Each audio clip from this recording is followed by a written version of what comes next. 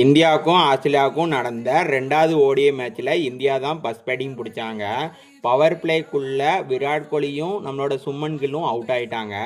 அதுக்கடுத்து வந்த ஐயரும் ரோஹித் சர்மாவும் சேர்ந்து ஒரு 118 ரன் பார்ட்னர்ஷிப்புங்க, ஒரு தரமான ஒரு பார்ட்னர்ஷிப்பை பில்ட் பண்ணாங்க. 2 பேரும் தரமாக ப்ளே பண்ணி 50+ ஸ்கோர் பண்ணியிருந்தாங்க. ரோஹித் சர்மா 73 ரன்லையும் ஐயர் 61 ரன் அடிச்சுட்டு பார்த்தீங்கன்னா அவுட் ஆகிட்டாங்க.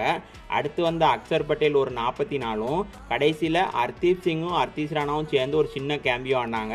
இந்தியா 50 ஓவரில் 264 ரன் அடிச்சிருந்தாங்க.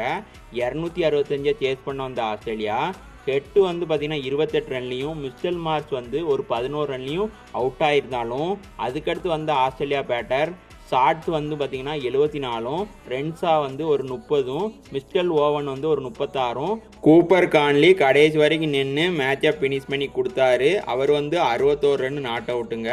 ஆஸ்திரேலியா இந்த மேட்சை 2 விக்கெட் வித்தியாசத்தில் வின் பண்ணிட்டாங்க. இந்த சீரியஸையும் பார்த்தீங்கன்னா 2-0 சொல்லி லீட் பண்ணியிருக்காங்க. இது போல் கிரிக்கெட் வீடியோக்கு மறக்காமல் நம்ம சேனலை சப்ஸ்கிரைப் பண்ணிக்கோங்க.